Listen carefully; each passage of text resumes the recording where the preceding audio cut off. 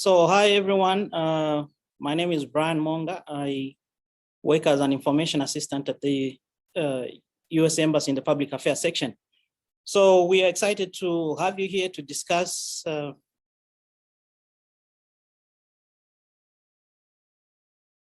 hello, can you all hear me please? Okay, great.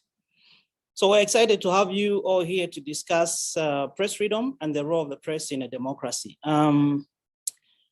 As most of you might know by now, the US government is planning a democracy summit, which is happening sometime this week, in which many leaders, world leaders will participate, and leaders from developing countries, including President Hakainde Hichilema here in Zambia, will be able to participate in that democracy summit. So it is in anticipation of that summit that we want to, deliberate on a few issues that are affecting the media, because there's an intertwining relationship between media and democracy. So you are the experts that work in the field of media, and we hope that you have a lot of experiences to share with the viewers as we carry out our discussion. So allow me to just say one or two things. I'll refer to my notes, but very quickly, there are some very interesting facts about Zambia, when it comes to press freedom. According to the Reporters Without Borders, it says that, Zambia is 115th out of 180 countries in terms of ranking. So on the media index, showing that, the country is not doing very well. And of course, Zambia is not an exception to, poor media practices, in terms of, there have been reports previously of gagging of journalists, assaults on press freedom and other related, vices, especially before the August 12 elections. So as part of our discussion, today, we want you to share with us some of your experiences before, we change the government and the current environment and how that is helping to foster media relations. So to discuss this, we have a few panelists, and the first one I'll introduce is Gloria Mumba, who's a news editor at Spring 24 TV. Gloria is also a producer of Crossfire, that's a current affairs program, and she's been in the journalism field for well over 10 years. So thank you for joining us, Gloria. We have a veteran journalist from the Media Liaison Council. His name is Enoch Ngoma.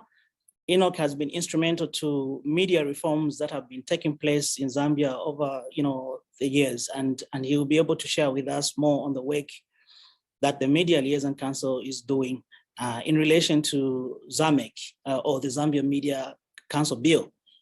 So welcome to you, Enoch. The next person we have Michael Carlova, who is a reporter and broadcaster. Michael is a journalist with Radio Phoenix. He's got many years of experience as a radio journalist. He is also a co-presenter at the Zambia National Broadcasting Corporation. And he attended or participated in Investigative Journalism Africa Spring 2018 in Washington, DC. That was supported by the US Department of State through the World Learning Center. So, and Michael believes that, a free and informed media is a powerful tool. It's the fourth estate and a powerful tool to, democratic governance. And it allows the media to carry out its mandate in society.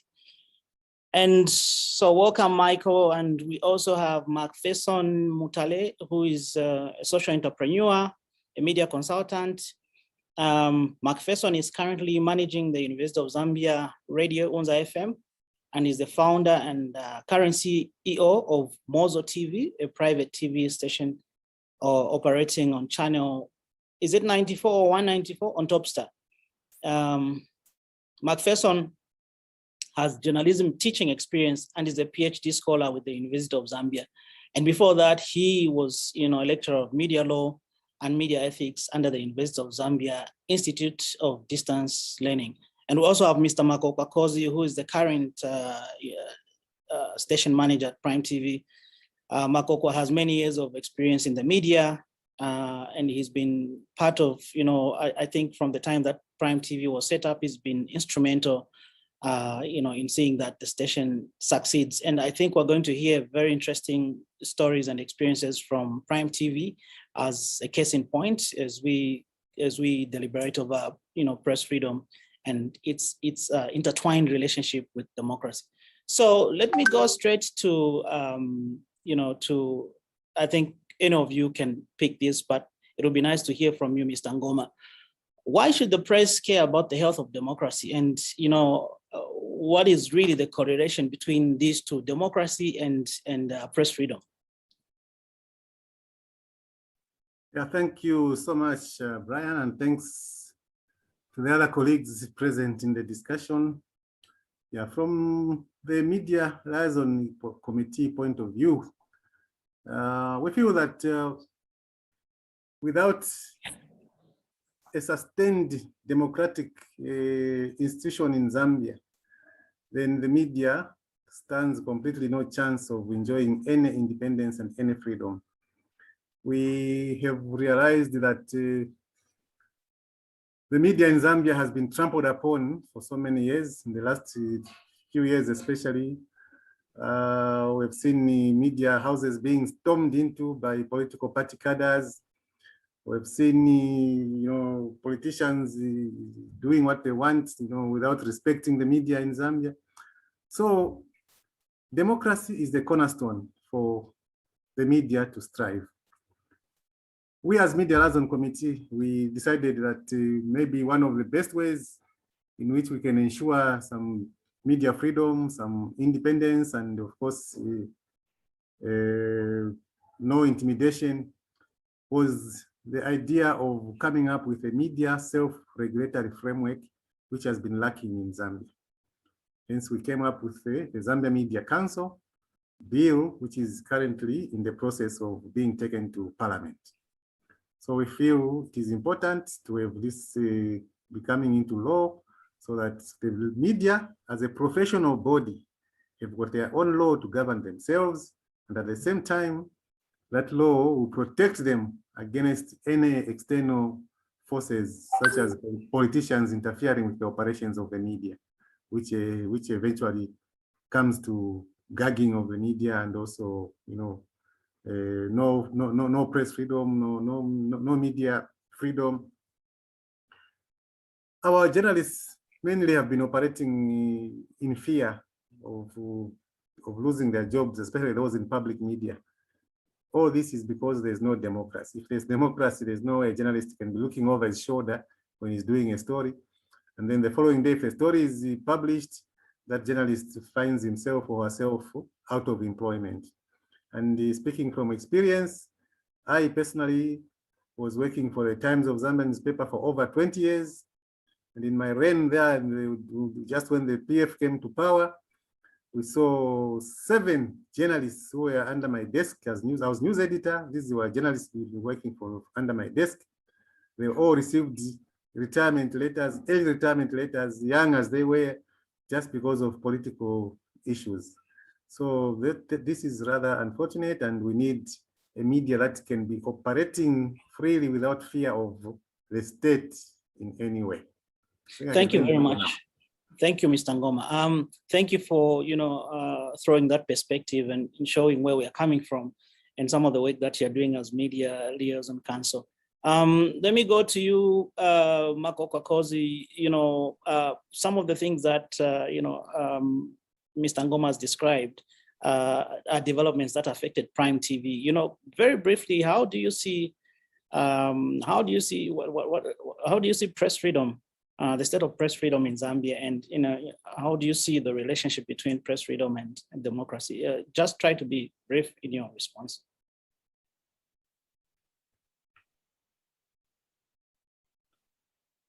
Okay, for some reason we cannot hear you, Makokwa. So Macpherson, you're representing you're a station manager. Could you just tell us what your views are? in terms of the question that I just asked Makokwa.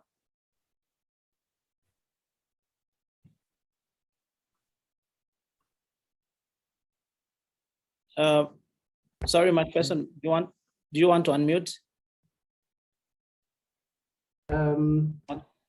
Okay, thank you, Brian. I think you have to realize that press freedom and democracy are intertwined. These are all, theories that have to coexist.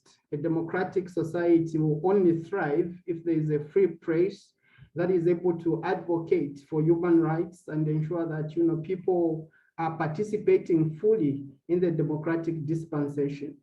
In our country, like you have rightly put it, you have seen the things that have happened. Mr. Ngoma rightly alluded to some of the events that happened, especially when there's elections. That's when it becomes so contentious. I'm coming from the Free Press Initiative Zambia, which is an organization pressing for free press in Zambia. But from a media perspective, as a media manager, we have experienced a lot of intimidation, especially from state actors. I remember at one instance during the elections, our frequency being changed 3 times in a year, in a day, in terms of our coverage. These are things that happen as a result of politicians feeling that, media or press freedom shouldn't be availed to the general public. We have these basic 3 roles as media: to provide a platform for civic engagements. We also are supposed to act as pace setters or trend setters in terms of what should be the agenda during this particular period. What is it that is affecting the people, and how best can we make people participate in decision making and finding solutions? And over and above, we are also supposed to help society find its way in as far as developmental issues are concerned. So when you look at all those aspects, you realize that the free space media in Zambia is really has been thin for the past few years, especially. And we are hoping now that there's a new government, these spaces are going to open up. And lastly, let me state that, our veteran, Mr. Ngoma, has put it, we have been fighting and literally fighting with the government to have a framework where we can regulate ourselves. And the government wanted to use a statutory regulation framework to regulate the media. That just tells you, the kind of relationship that has existed for the media in Zambia. Thank you, Macpherson. So in the spirit of encouraging participation, I think let's look at,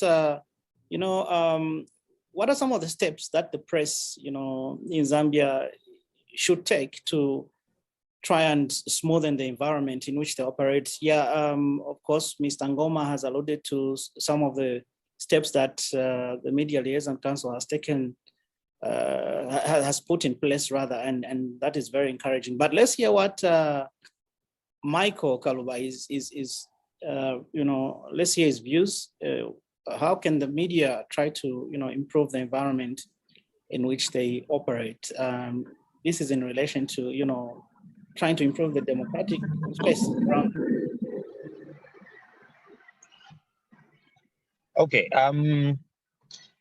I believe, the media has the right, tools to achieve by operating, in a democracy. And indeed, it's quite unfortunate that we tend to have, instances where democracy is infringed upon. But for the media to enhance, their, participation in democracy, it's very cardinal that the media is independent. And by independent, I'm referring to, a non-partisan, professional, ethical, and balanced, coverage of stories. Sometimes you discover that but certain media houses will be marginalized, maybe by the opposition because they only cover, the ruling elite, or vice versa. They could be marginalized by the ruling, elite because they are pro-opposition.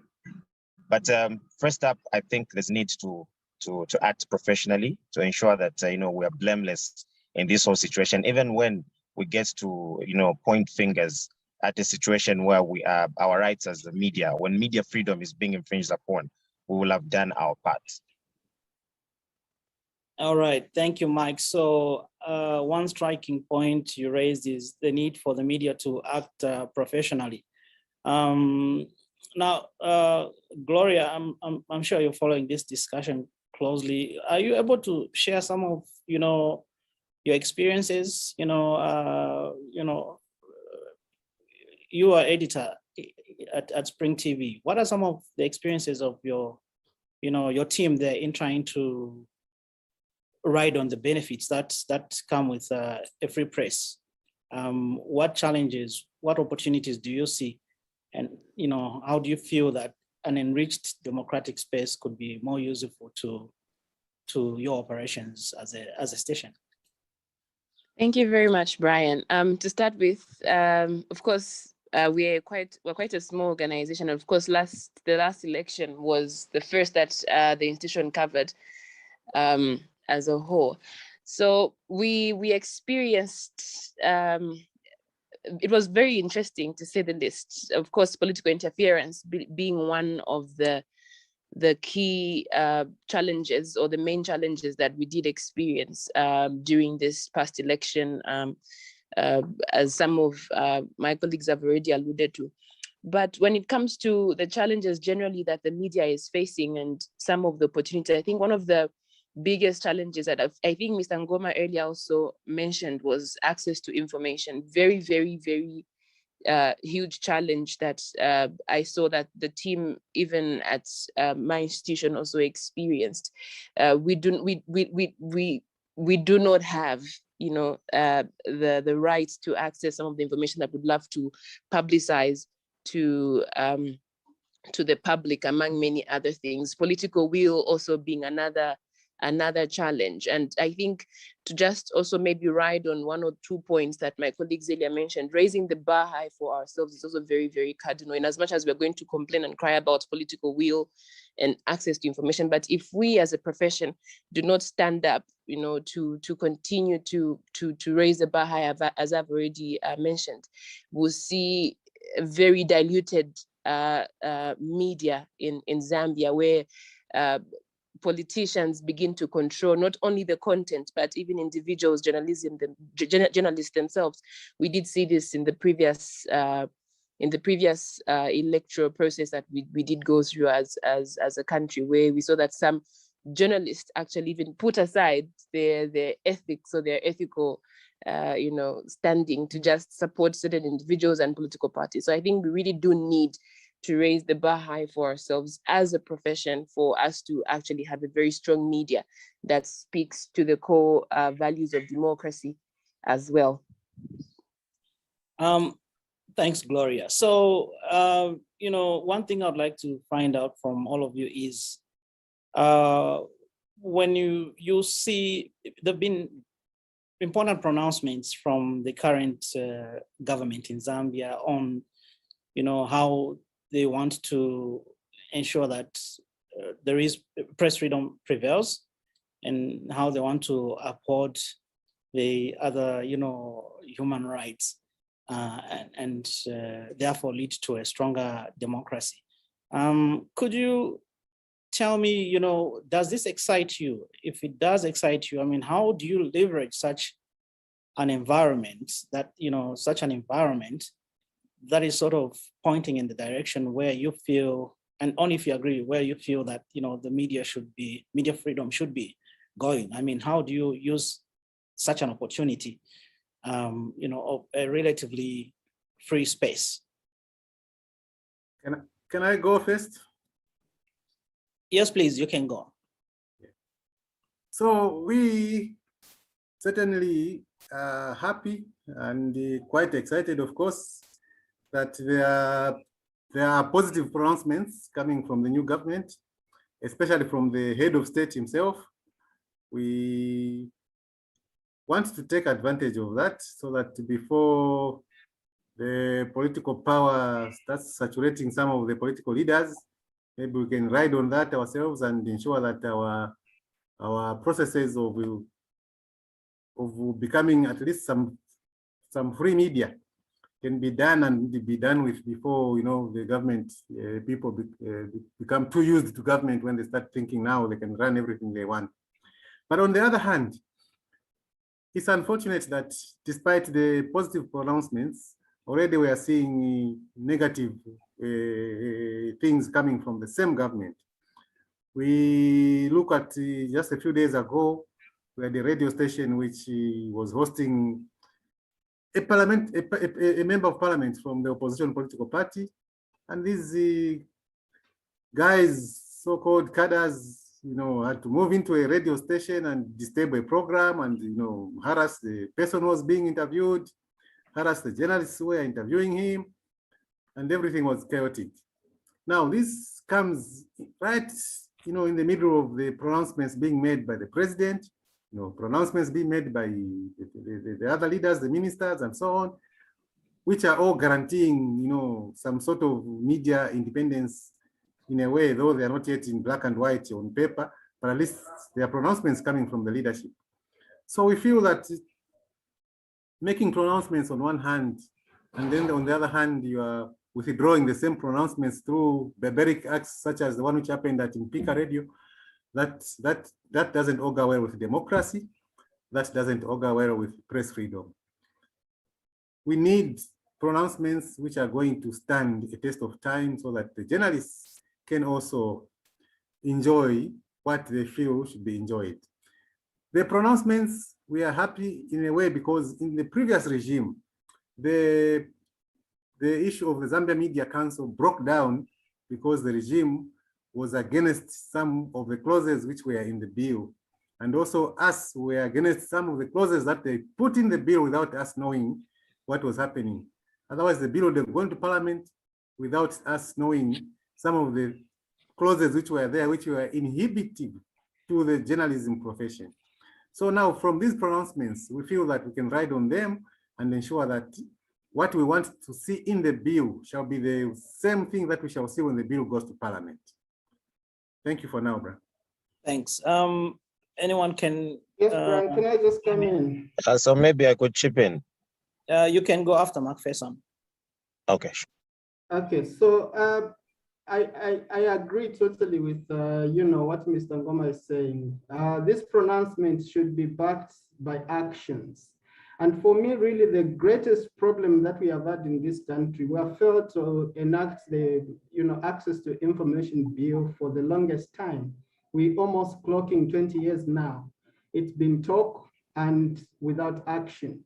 And the reasons are very, very simple. Politicians want to dictate how the media should operate and how things should be done. Now, there are fundamental issues. First and foremost is the structural issues.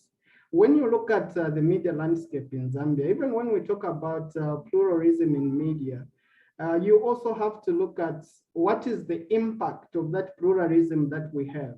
Most of the media houses that we have do not even have the capacity, for example, to be able to cover the whole country. And the reason is simple. They don't want to give you licenses to go across the country because they are thinking if you are in Lusaka and you have this muscle to be able to garner people around issues, you could become problematic to the government. So that is one area that we have to look at and ensure that even as the new government is making these pronouncements, they are backing it up.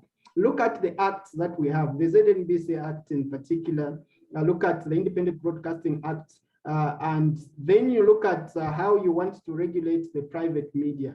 It is totally contradictory because if you are going to have a public broadcaster that is unregulated and then gives a voice only to those who are in government, to the isolation of the rest of society, then it becomes a problem. And this has been the major issue. This is why you found now we have private media that is also on the far left, tilted towards opposition candidates and leaving a huge gap in between. And this is where majority of our people are, who need developmental information, who need balanced information. And so for me, if the government is serious about the pronouncements they are making, let the ZNBC Act be reformed. Let the Independent Broadcasting Act be revised as quickly as possible. Let the Access to Information Bill be implemented like yesterday. These will set a milestone for the change that we are looking for. Right now, if you tell me that ZNBC has changed, you'll be lying, because it has only changed from covering PF to covering UPND. And that's not the kind of change that we need in the media space if we are going to move forward. And lastly, let me say this, it's very, very critical that as journalists as well, we need to realize society is changing, everything is changing. Media ethics are going to be impacted in a way, and the operations of the media are not going to be the same way that media operated in the 90s. There's online media now, and most of the things that are happening are going to impact how journalism is done. This has to change both at training level as well as organizational level. So there's a lot of changes that needs to be done at structural and system level rather than just at operational level. Thank you for your comments, Macpherson. So I think, Mike, looking on the brighter side now, what are your thoughts? Does the media have the institutional framework and the human capital to, use a very good environment, free of all these ills against the press to their advantage? Is the media prepared? Is the media well trained? Is it well positioned to bask in a democratic, society? Mm-hmm. Okay, so my simple answer to that is yes and no. Yes, in the sense that we have a lot of media houses present. Some are big, some are small, and they're able to effectively, maneuver in whatever environment they find themselves in. No, in the sense that, we have a lot of, there's a lot of polarization in the media today. There's a lot of mediocrity, for lack of a better term. And let me explain that part especially. We do not look at media issues holistically. We look at them in bits and pieces, okay? Zambia is, got its independence in 1964. And today we have media personnel, we have journalists, okay, trained communicators who get as little as 700, 800 kwacha per month as their salary. Now imagine a situation where this politician comes to them and offers them twice that much to just distort a story, okay? Are we sure that we've created an enabling environment for this particular individual to reject such an advance? Or we are actually creating a situation where, biasness flows in, and thereby, in the long run, it affects the media standing in the democratic dispensation. Currently, I know Mr. Ngoma and team are working on our self-regulation. But if you look at, that particular bill holistically, you discover that, there isn't a framework yet that protects, for example, media practitioners from the private sector who are most marginalized. They can't be unionized, they get meager salaries, they can't get equipment and so even when the environment is ripe for the media to act professionally, for the media to take advantage and be more active in a democratic dispensation, there are certain small minor details at institutional level that are left unchecked and are not permitting this. The other thing at institutional level that we have is most of these media houses, if you go into their newsrooms and you ask them about the editorial policy, that doesn't even exist. For them, it's just, wake up in the morning, do your diary and move on. And these are some of the small parts that are making the bigger picture look bad. So we need to review, like Macpherson had stated, we need to review, structures and pieces of legislation that govern the media. Pronouncements are good, okay? Pronouncements are good, but we need a legal framework within which these pronouncements can be backed to the point where media houses, big or small, thriving or struggling, can all come to a level playing field and be a part of a democratic dispensation that is seamless and able to deliver for the good of the citizenry. Thanks, Mike. Okay, we seem to be, having some good connection on Makokwa's side. I'll try again. Makokwa, can you get me clear? Hello. Hi, Makokwa. Thank you for, thanks that you managed to, to join us. So, I know you've been following the discussion, so what has been the experience, in the place where you work? What has been Prime TV's experience? We are discussing, the intertwined relationship between democracy and press freedom. We know that your station has been a victim of some of, what other stakeholders see as unfair or injustices, against Prime TV, but would like to hear it from you directly. How have you thrived, in this environment, especially before the August 12 election and now? Could you just give us that experience? Thank you very much, Brian. Firstly, what I must say here is that Prime TV did not participate in covering the just ended election. As you might be aware, the institution was closed way before the election. So our relationship with certain political parties was not as good. As you might be aware, there's somebody who spoke. I'm sorry, I was running around trying to get sound on my computer, but there's somebody who spoke about media and professionalism. And I think that the gentleman was very, very correct. We really need to be professional as the media in the way we conduct ourselves. But what the problem is what the other stakeholders think professionalism is and objectivity is. Because you might think you are being professional and being objective, while political parties look at you as being on the other side, because you're saying what you think is being objective. So I think that the media, I think it's McPherson who said that we really need the media freedom in order for us to, because you see, my belief is that for a democracy to thrive, you really need a well-informed citizenry. And that can only be achieved if the media is properly used. So I think that it is important for the media to be given the freedom for them to inform the masses out there if we are to have democracy has to thrive, I think. Thanks. Thanks a lot, Makokwa. So as we said earlier, in trying to stick, to time, we have a bit of time, a few minutes, but I'll give each one of you a chance to maybe, say some of your concluding remarks. But before that, let me ask Gloria. So Gloria, a lot of groundwork has been done, the Media Liaison Council and, and other bodies that are working, in media advocacy have done a lot of work in trying to improve the space, for the media to operate and to thrive. What is your take? I mean, you are coming from, you said, a newly established TV station, but what are some of your experiences? Have these already existing, frameworks worked for you?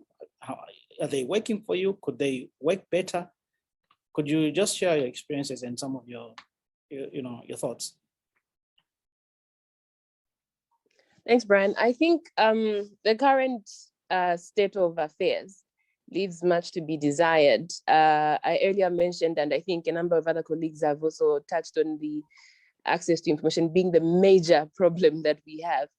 But what we really do need and what we hope to see going forward. Before I even respond to your question now, let me just touch on the question that you asked earlier as to whether the environment is ripe or not.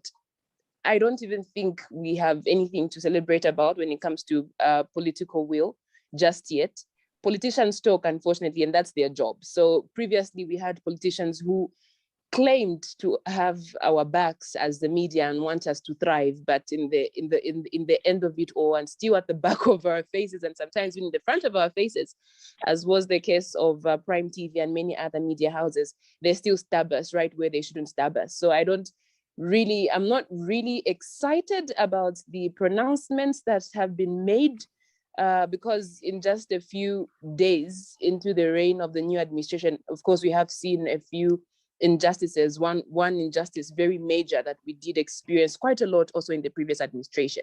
So on that particular note, honestly, I am not as excited as I should be, but of course it brings a bit of hope that finally the head of state in himself did mention and has stressed the fact that we need to have a free media. And he has, we have seen also that some media houses like the National Broadcaster, on one or two occasions, are also actually even covering opposition political parties and things like that. So we hope that the political will really does continue, and that it is not cut off or cut short in the shortest time to come. So really, right now, space for us to thrive, you are guaranteed freedom. You're not guaranteed freedom after expression. You will air something, and then someone somewhere, if at all they see it fit, will come and make, and of course use that against you. So we really do not have as much, I don't think we have as much freedoms as we should to really report on the things that we want to report on. But of course, we hope that in this new administration, they will actually actualize what they have promised the media in Zambia. That's my take on that. Thanks. Do you have any concluding remarks? Yeah, sure, indeed. I think even as we in the media are trying to ensure that we are given the space we need, we are given the freedom we need, and so on, I think it is important also to play our part also as media, to be responsible. We have quite a number of individual journalists and some media houses which are sometimes cantankerous. They run away from all the media ethics, and they think that they can do stories in any way that they want without following the journalism ethics.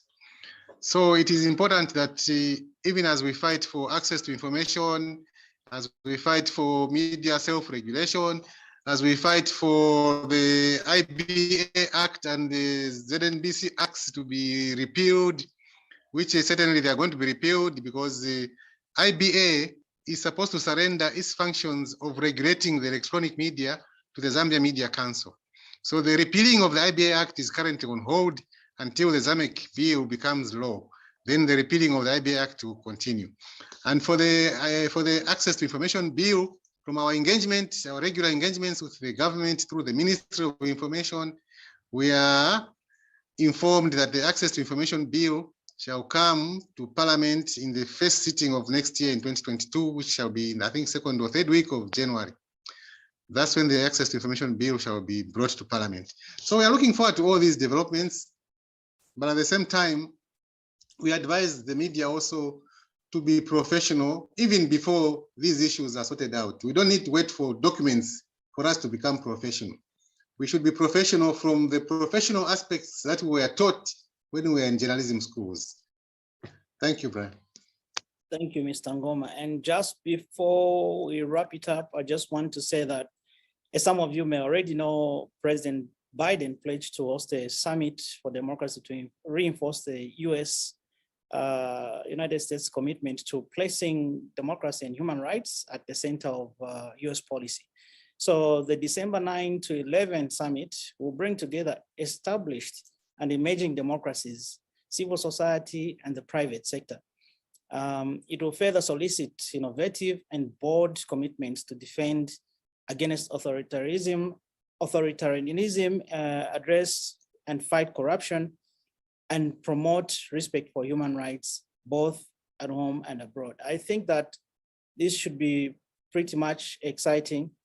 to the media, because Zambia is participating. So obviously, the media have expectations, and if Zambia is participating at a very high level, of the head of state, then, given the information that you've given out, that there's been some political will, I want to believe that maybe the future is bright for the press. So Macpherson,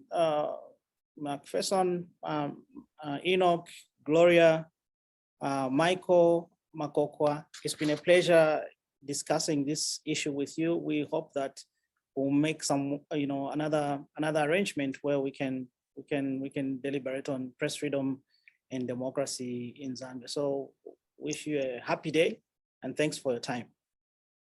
Thank you so much, Brian.